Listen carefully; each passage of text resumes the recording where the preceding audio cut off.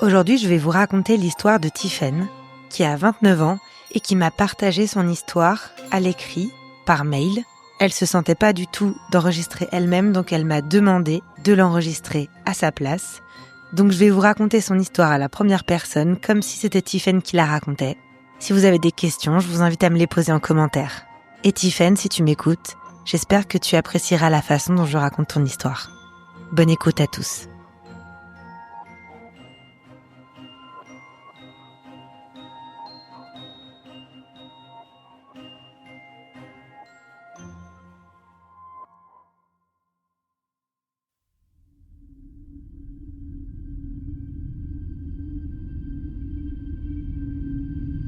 Depuis mon enfance, j'ai toujours eu des crises de somnambulisme.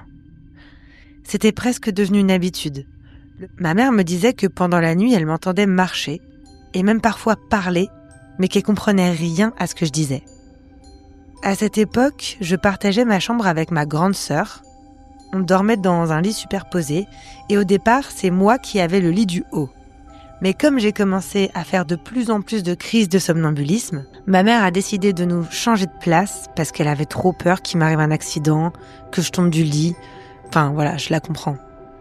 Dans cette chambre, je me souviens d'une nuit pendant laquelle je me suis réveillée en sursaut. J'étais toute transpirante. Il faisait complètement noir dans la chambre et j'avais l'impression que quelqu'un était avec nous, mais sans pouvoir voir quoi que ce soit. C'était horrible, franchement, mon cœur, il battait à 100 à l'heure. Et au moment où mes yeux se sont habitués au noir, j'ai commencé à entrevoir une sorte de silhouette humaine au milieu de la chambre. Et là, j'ai paniqué. Je me suis réfugiée sous la couette. Je pouvais plus bouger, je pouvais plus parler, je pouvais plus rien faire. J'avais l'impression qu'il y avait clairement quelqu'un dans la chambre qui bougeait pas, au milieu, et qui me regardait. Je sentais le regard même à travers la couette. C'est difficile à décrire, mais c'était comme un regard hyper pesant sur moi qui me tétanise. Et j'ai juste en fait attendu que ça passe sans sortir de sous la couette jusqu'à ce que le jour se lève.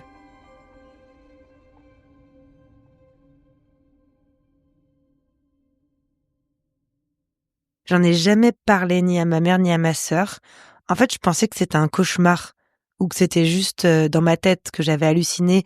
Comme on voyait pas très bien dans la chambre ce qui se passait, je me suis dit c'est une hallucination avec la lumière, mes yeux qui s'habituent, il devait y avoir une ombre. Enfin voilà, j'ai beaucoup rationalisé ce qui m'était arrivé. Et puis finalement, on a déménagé quelques années plus tard et à part cet événement, dans cette maison-là, il m'est plus rien arrivé. Sauf que on a déménagé dans une autre maison dans laquelle il m'est arrivé beaucoup plus de choses.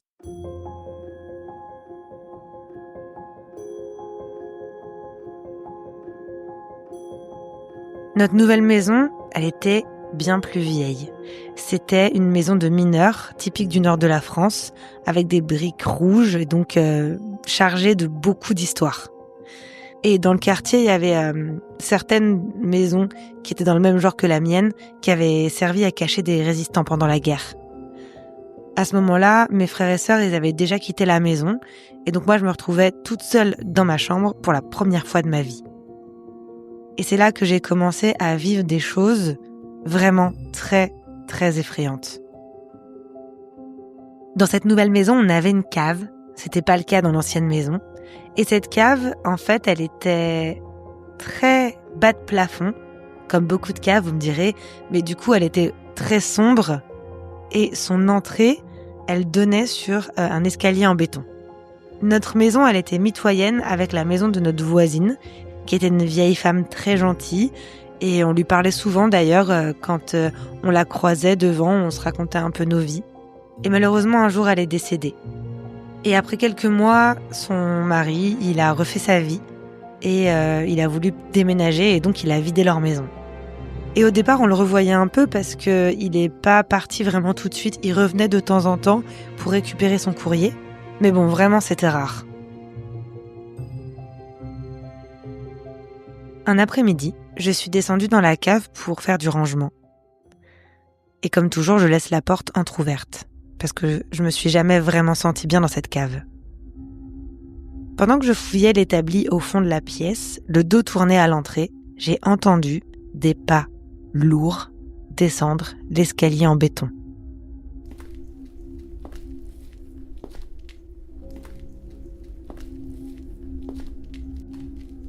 Alors, forcément, j'ai directement pensé à mon chat, qui a l'habitude de venir se cacher dans la cave, et après qui veut jamais en ressortir d'ailleurs. Mais en vrai, les pas d'un chat, ça peut pas faire ce bruit-là. Mais bon, je rationalise, et quand je me suis retournée du coup pour inspecter et l'attraper pour qu'il se faufile pas trop loin, parce que sinon après, souvent il restait bloqué dans la cave et c'était difficile de le retrouver, en fait, il y avait personne et il y avait pas de chat.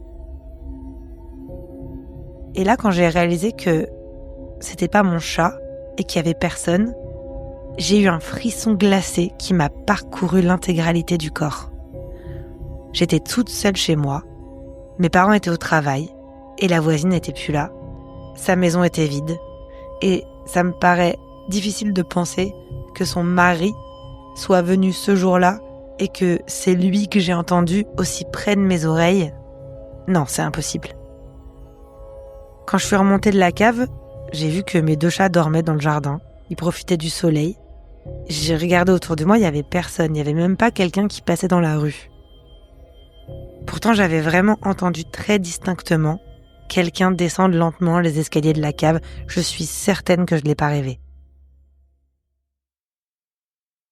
Ça a été très difficile pour moi d'oublier cette histoire, j'y ai beaucoup repensé, jusqu'à ce qu'il se passe autre chose, de pire, pendant la nuit, plusieurs semaines plus tard.